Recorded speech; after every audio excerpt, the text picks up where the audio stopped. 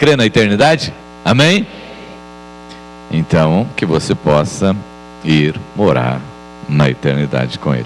Abra sua Bíblia lá no Evangelho de Lucas, capítulo de número 16. Lucas, capítulo de número 16, é uma parábola bastante conhecida de todos nós. De Lucas, capítulo 16. É a parábola do rico e o mendigo. Não é mendigo, viu? É mendigo. A parábola do rico e o mendigo. Lucas 16, do 19 até o 31.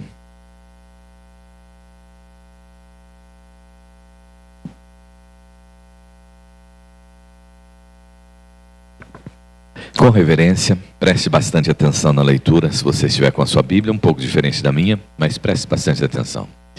Ora, havia certo homem rico, que se vestia de púrpura e de linho finíssimo, e que se alegrava todos os dias com grande ostentação. Havia também certo mendigo, chamado Lázaro, coberto de feridas, que ficava deitado à porta da casa do rico. Ele desejava alimentar-se das migalhas que caíam da mesa do rico, e até os cães vinham lamber-lhe as feridas. E aconteceu que o mendigo morreu, e foi levado pelos anjos para junto de Abraão. Morreu também o rico, e foi sepultado.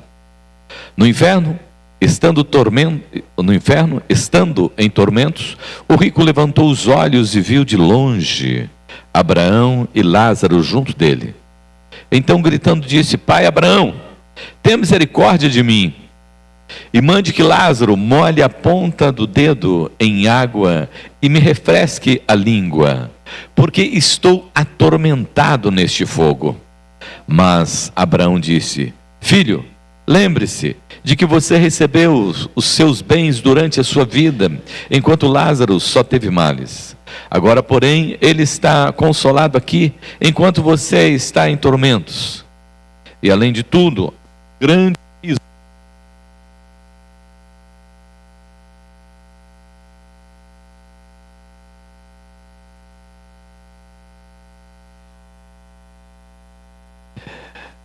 há um grande abismo entre nós e vocês, de modo que os que merecem passar daqui até vocês não podem, nem os que de lá passar para cá. Então o rico disse: Pai, eu peço que me mande Lázaro à minha casa paterna, porque eu tenho 5 irmãos, para que lhes dê testemunho, a fim de que não venham também para este lugar de tormento. Abraão respondeu: Eles têm Moisés e os profetas, ouçam-nos. Mas ele insistiu: Não, pai Abraão, se alguém dentre os mortos for até lá, eles irão se arrepender. Abraão, porém, lhe respondeu: Se não ouvem Moisés e os profetas, também não se deixarão convencer, mesmo que ressuscite alguém dentre os mortos. Amém? Pai, fala conosco, porque nós queremos ouvir a sua voz nesta noite. Amém, amém. Jesus celebrou a ceia, e quando Jesus celebrou a ceia, ele estava querendo exatamente viver este momento em que ele contou esta parábola, que nós estivéssemos olhando para ele e enxergando a eternidade. Quando Paulo escreve aos Coríntios, na primeira carta, no capítulo 15, ele diz assim, que ele estava celebrando a ceia do Senhor à igreja, e que nós deveríamos celebrar a ceia até que Jesus Cristo viesse para buscar a sua igreja, para morar na eternidade. Então a igreja fala, a palavra do Senhor nosso Deus fala muito a respeito da eternidade, mas nós conversamos muito pouco a respeito da eternidade. Nós falamos muito pouco a respeito do que está por vir. Nós falamos muito pouco a respeito daquilo que Jesus veio fazer aqui na terra e preparou para nós na eternidade. E nem sempre nos preparamos de verdade para adentrarmos esse lugar que o Senhor preparou para todos nós. Seria mais ou menos assim, né? Quando o seu pai, sua mãe trabalhasse a vida toda, estivesse preparado uma herança para você, mas chegasse, eles tivessem partido e você não recebesse essa herança. Certamente eles não estão por aqui mais para ver que você não recebeu herança, mas ele está triste e chateado porque você deveria receber a sua herança. Deus fez isso por intermédio de Cristo Jesus e aguarda que cada um de nós ouçamos os seus chamados, ouçamos a sua voz e possamos chegar a Ele, para recebermos a herança que Ele preparou para todos nós. Afinal de contas, nós celebramos a ceia para dizer que nós cremos na vida eterna, que Jesus ressuscitou ao terceiro dia, e que como Ele ressuscitou, nós também haveremos de ressuscitar um dia para estar na eternidade com Ele. E uma coisa que nós não olhamos e nem pensamos muito também é a respeito daquilo que você vai no supermercado, né? Você vai no supermercado hoje e normalmente você vai no supermercado e pega lá o pacote de macarrão, pacote de bolacha, pacote de arroz e vê exatamente a validade. Olha, ele foi fabricado em tal data e em tal data ele vence. Você também, atrás da sua orelha, tem ali a data do seu nascimento e a data do seu vencimento. Mas não vai olhar agora não, viu? Mas o Senhor já estabeleceu isso para mim e para você, né? O dia em que eu nasci e o dia em que eu também estarei retornando para Ele. O texto que nós lemos, amados irmãos, né, fala nessa parábola aqui a respeito do céu e do inferno. Tem uma música, um louvor das crianças que diz, né? São dois caminhos para você escolher, né? São dois caminhos para você escolher: céu ou inferno. É o que existe, né? E nós aprendemos desde a escola dominical. Só que às vezes nós não meditamos depois que nós crescemos. Mas hoje eu gostaria de conversar um pouco com os irmãos a respeito disso. O que é que nós podemos aprender nessa parábola de Jesus? Ele conta que existia um rico, né, um homem muito rico mesmo, se vestia de púrpura, de linha finíssimo, né, se alegrava todos os dias com grande ostentação. Então ele se achava, ele gostava de contar de todas as suas vitórias, de todas as suas conquistas, de tudo aquilo que ele comprava. Ele gostava de mostrar para as pessoas, dizer, olha, eu comprei, né, eu posso comprar, né, eu não sei quem não pode, mas eu posso, olha o que eu tenho, olha o meu carro, olha a minha casa, olha isso, olha aquilo, né? Ele gostava de ostentar as suas coisas, mostrando para as pessoas, né?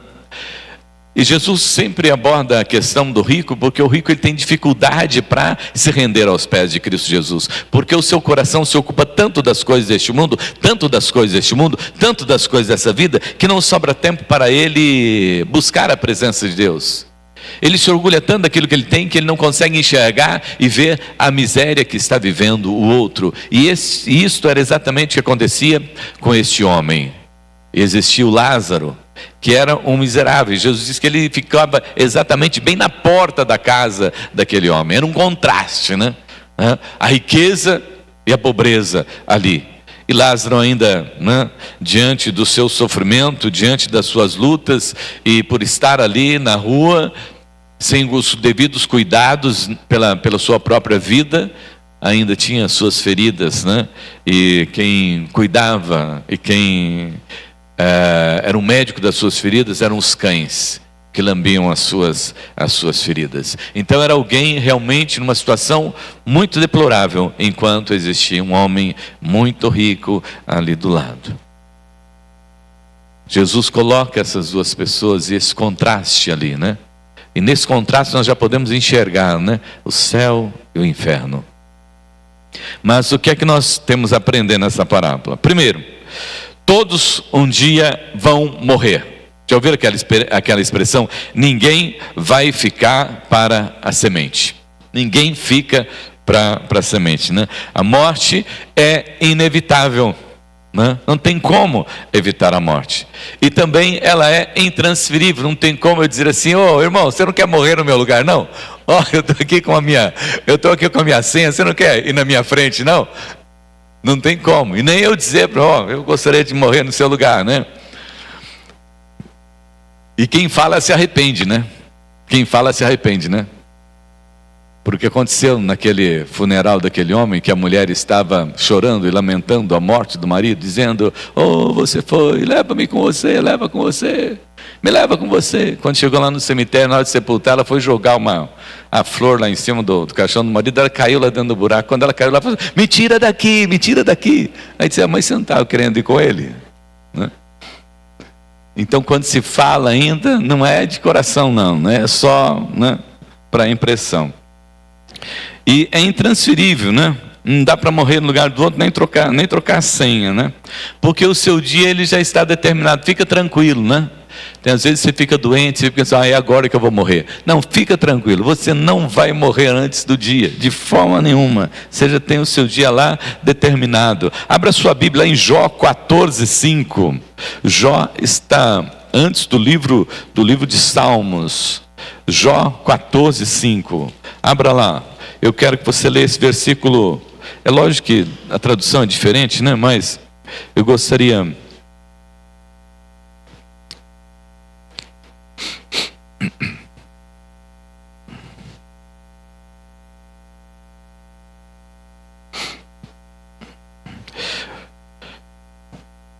Vamos lá? Visto que os dias do ser humano estão contados, o número dos seus meses está nas suas mãos. Seus dias estão contados e o número dos seus meses está na sua mão. Salmo 139, o verso de número 16.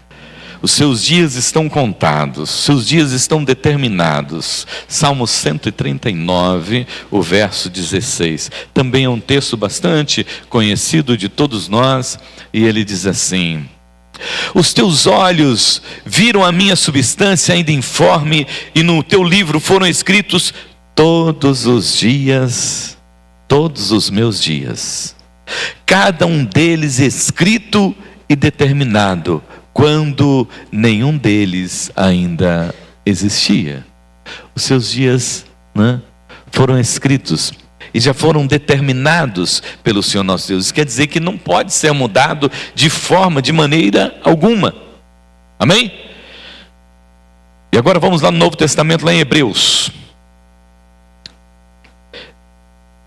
Hebreus 9.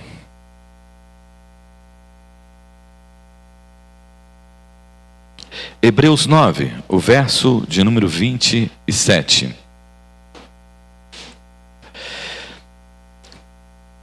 O escritor de Hebreus diz: e assim como aos homens está determinado morrerem uma só vez, vindo depois disso o juízo. Ao homem está determinado morrer uma só vez e depois disso o juízo. Entendemos então, amados irmãos, que todos nós um dia vamos morrer, né? E que existe morte nas mansões e também nas favelas. Existem as mortes, né, lá na Santa Casa, nos hospitais comuns, mas também nos convênios de saúde, como, né, existem por aí. Há mortes nos simples hospitais e há mortes também lá no Albert Einstein. Quando chega o dia, ninguém pode impedir. Alexandre, amados irmãos, o Grande, quando ele testemunhou sobre a morte, ele pediu que quando ele fosse morto, o seu caixão fosse carregado por médicos, sua riqueza fosse espalhada pelo caminho por onde ele fosse passar, e as suas mãos estivessem fora do caixão, para que todos vissem que você não leva nada deste mundo, e que não adianta toda essa ostentação. Não adianta toda essa ostentação que muitas vezes você tem aqui, por causa da casa que você tem, por causa do carro que você tem, por causa da roupa que você usa, por causa da marca da roupa que você usa. pouco importa diante daquele que criou todas as coisas, que é o dono de todas as coisas. Melhor é você ter uma roupa simples, melhor você ter uma vida simples, do que você viver uma vida de ostentação, segundo a palavra do Senhor nosso Deus, porque tudo fica aqui nesta terra. E Alexandre o Grande pediu para que espalhasse o seu tesouro, exatamente para que todos entendessem: eu não estou levando nada daqui. Ele pediu para que as suas mãos ficassem lá de fora, para que todos vissem que ele não estava levando nada nem nas suas mãos. E para que os médicos carregassem o seu caixão, para que todos entendessem que nem os médicos podem livrar alguém da morte quando chega o seu dia, quando chega a sua hora. Ninguém pode impedir quando o Senhor determinou e quando o Senhor chamou. Então todos, nesse aspecto, somos iguais. Para que o orgulho? Para que essa prepotência? Para que essa arrogância? Para que essa ostentação? Você vai morrer como qualquer outro morre. E vai ser sepultado como qualquer outro é sepultado. É lógico, tem aqueles, que tem medo de ser comido pelo bichinho. Aí eu quero ser cremado, porque eu não quero ser comido pelo bichinho. Mas vai do mesmo jeito para a terra, né? Porque a palavra do Senhor nosso Deus, em Eclesiastes 12:7, diz que o espírito vai para Deus que o deu, e o corpo vai para a terra, vai para o pó. Então, primeira coisa que Jesus deixa bem claro para nós aqui nesse texto: rico morre, pobre também morre. Ninguém fica para a semente. Segunda questão, Jesus quer afirmar aqui que existe vida após a morte. Existe vida após a morte. Se você não acreditava, comece a acreditar. Se você não vivia nessa expectativa, comece a viver nessa expectativa. Porque Jesus contou essa parábola exatamente para dizer a mim, para dizer a você, para dizer para os seus discípulos, para a sua igreja, que existe vida após a morte. E que nós precisamos viver consciente de que um dia iremos morar na eternidade. Que não tem como você morrer e se acabar aqui nessa terra. Que não tem como você viver, morrer e deixar de existir. Não. A vida após a morte. Neste caso, os dois foram sepultados. Talvez o rico tenha sido sepultado num caixão muito bonito, muito elegante. Deve ter contratado muitas pessoas para chorar no seu sepultamento. Contratado muitas carpideiras. Carpideiras eram as mulheres que eram contratadas para chorar nos velórios. Certamente, contratou muita gente, Lázaro morreu e certamente ele também foi sepultado de maneira simples, talvez como indigente até. Mas os dois morreram. Só que Jesus conta aqui que existe vida após a morte, porque os dois foram sepultados, os dois foram para a terra. Mas ele fala algo a respeito aqui de como foi a morte dos dois.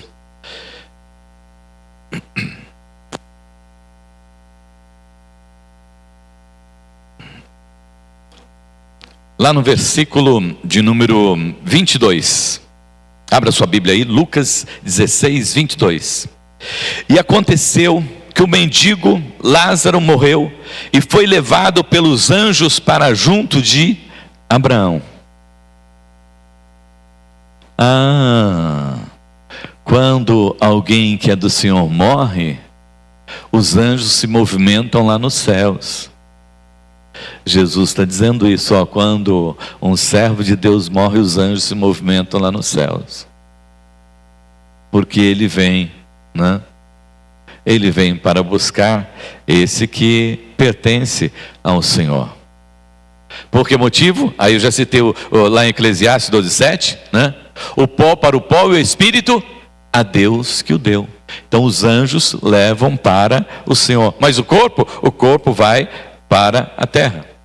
E aquele que é do Senhor ainda tem esse privilégio. É levado pelos anjos para a presença do Senhor, o nosso Deus. No caso aqui, para o seio de Abraão, Abraão representa aqui Jesus.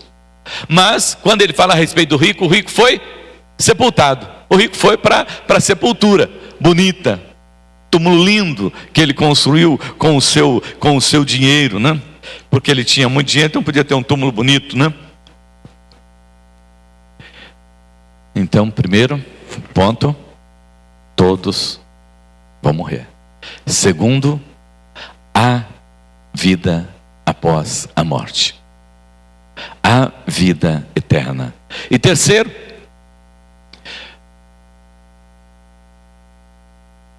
só tem duas opções para você. Ou é o céu, ou é o inferno. São essas duas opções no verso de número 23.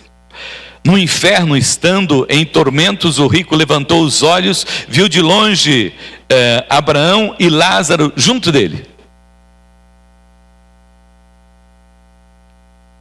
Um morreu e foi para os céus. O outro foi para o tormento eterno. Existem algumas pessoas que gostam de dizer que o inferno é aqui mesmo. Ah, o inferno é aqui mesmo. Não existe a coisa de inferno depois da morte, não. Eu quero dizer para você o seguinte: Jesus está dizendo nesse texto que existe vida após morte, que existe o inferno, sim. Se você está acreditando nesses que acham que o inferno é aqui na terra, você está sendo enganado. Tome cuidado. É melhor você ler a palavra do Senhor nosso Deus, é melhor você ler as Escrituras, é melhor você procurar a compreensão do Senhor na palavra do Senhor nosso Deus. Outros gostam de dizer assim: eu não gosto muito de falar sobre esse assunto, né? Não quero falar sobre esse assunto. Ué, por que você não quer falar sobre esse assunto? Você tem medo de ir para o inferno? Está com medo de morrer e de ir para o inferno? Nós não podemos ter medo de conversar sobre esse assunto, né? Porque ele é bíblico, né? E é interessante que para nós, irmãos, observarmos, o Senhor Jesus, ele falou mais sobre o inferno do que sobre o céu. Porque ele queria alertar-nos a respeito do que ele veio fazer aqui e que ele veio para nos salvar, mas que o inimigo está arrastando lá para o outro lado. O inimigo está fazendo campanha. E ele faz umas campanhas assim que engana muita gente. Os irmãos conhecem muito bem aquela ilustraçãozinha, né? A pessoa chegou lá e foi lá no céu, e chegou lá, olhou e tal. São Pedro falou: você pode descer lá no inferno e ver como é o inferno, depois decidir que lado você vai ficar, né? Aí ele desceu lá no inferno e viu as coisas lá do inferno. Pô, aqui o negócio é bom, né? O negócio aqui tem festa todos os dias, ó que beleza, né? Então subiu lá e falou: São Pedro, eu vou ficar lá embaixo. São Pedro, se você descer, você não pode subir mais. Aí quando ele voltou lá no inferno, chegou lá no inferno, aquela podridão toda, aquele cheiro de enxofre, aquele fogo queimando e ardendo sobre todas as pessoas e tudo mais, né? Aí ele falou: mas ô diabo, o que está acontecendo aqui? Eu vim ontem aqui, estava numa festa. Ele falou que ontem nós estávamos em campanha. Onde nós estamos em campanha, trazendo o povo para cá, enganando o povo para vir para cá. Então toma cuidado, porque o inimigo, ele é o pai da mentira, ele é o pai da mentira, ele é enganoso, e ele quer enganar, e a Bíblia diz: se possível, ele vai enganar até os escolhidos. Então, nós precisamos estar alerta a respeito disso. Olha, amados irmãos, sobre o inferno, lá em Mateus 24, 40, não vamos ler, fala que o inferno é o fogo eterno, Mateus 25, 41. Lá em Mateus capítulo 13, 42 e 50, fala que ele é fornalha acesa.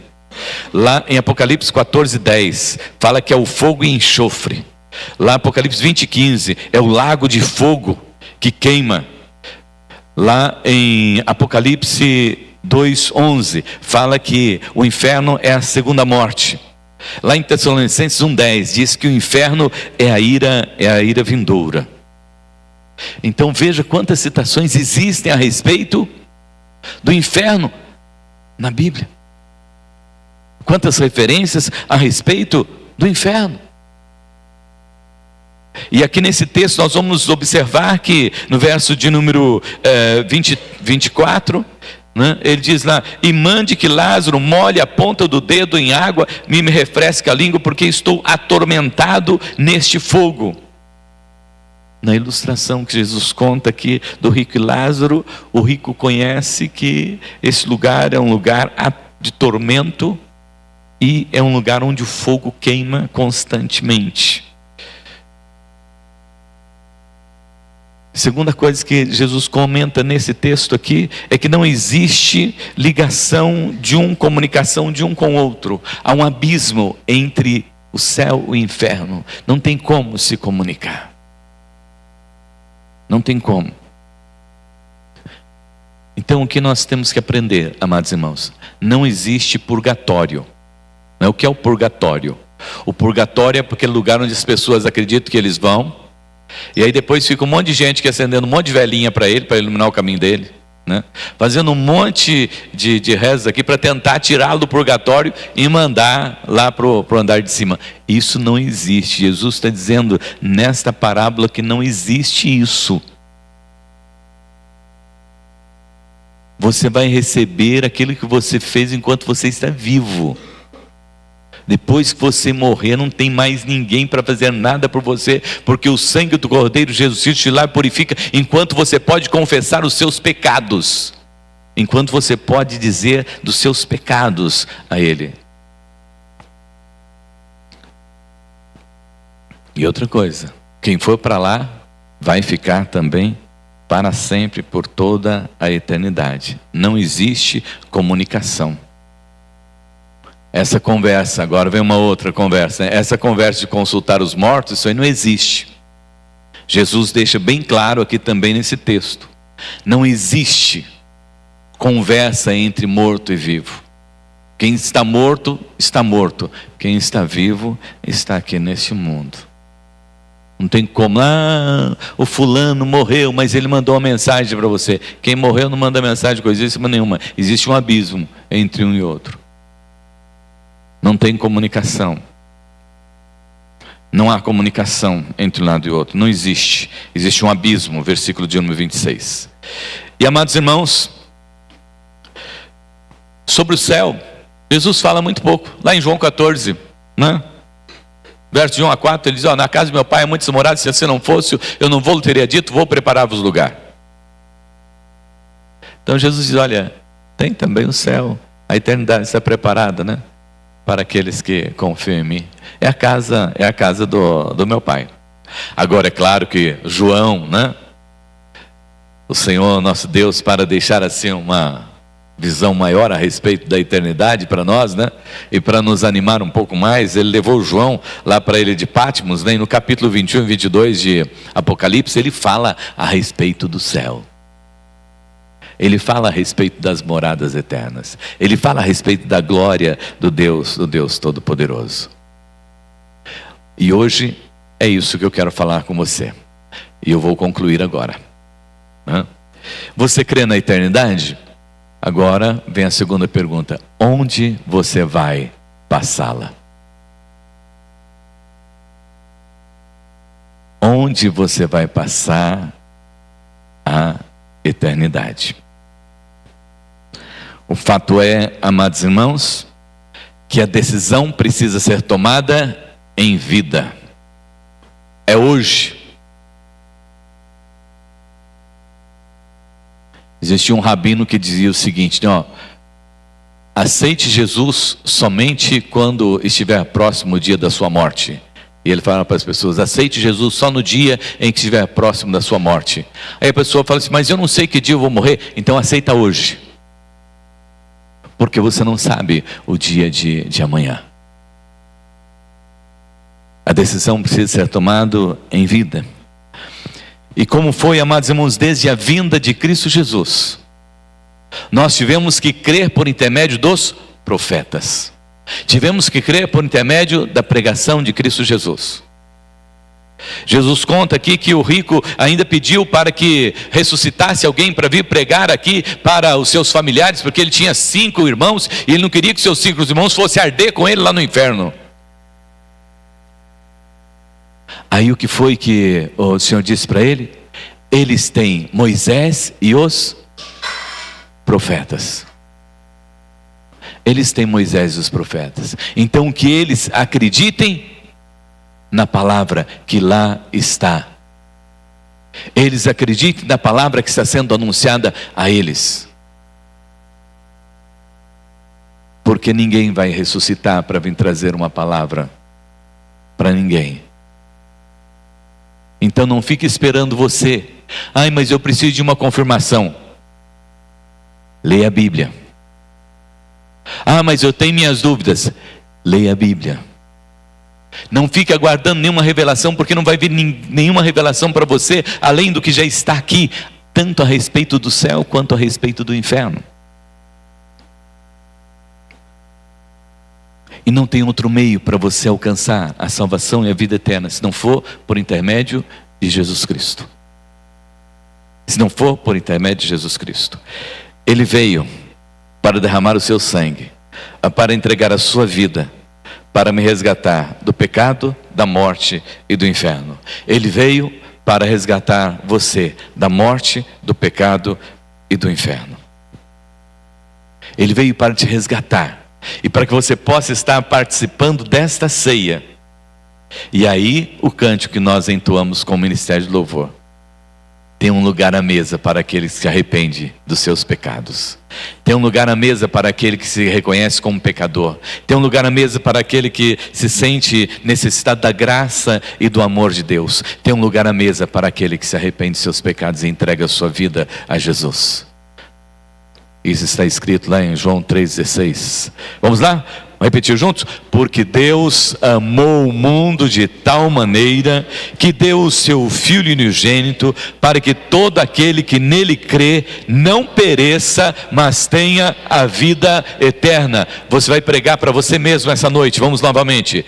Porque Deus amou o mundo de tal maneira que deu o seu Filho unigênito, para que todo aquele que nele crê não pereça, mas tenha a vida eterna. Depende de você, para que você tenha a vida eterna, não a perdição eterna, mas a vida eterna. E depois eu quero deixar com você também Romanos 10, versículo de número 9 e 10.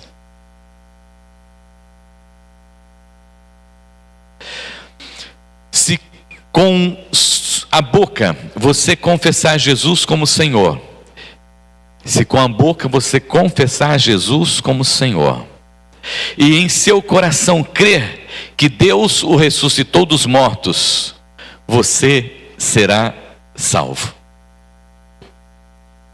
Versículo de número 10. Porque com o coração se crê para a justiça, e com a boca se confessa para a salvação. Amém? Feche teus olhos. Você que já aceitou Jesus, glórias a Deus por isso. Você que já entregou a sua vida para Jesus e tem certeza que você fez isso, glórias a Deus por isso. A Bíblia diz que você será salvo, não por aquilo que você faz, mas por aquilo que Jesus Cristo fez lá na cruz do Calvário. Porque hoje a vida de santidade que você leva não é para que você seja salvo, mas a vida de santidade que você leva hoje é para exaltar e glorificar o nome do Senhor, o Deus Todo-Poderoso. A vida de santidade que você procura levar hoje, realizar hoje, viver hoje, é para que Jesus seja glorificado por aquilo que Ele já fez lá na cruz do Calvário, por mim e por você.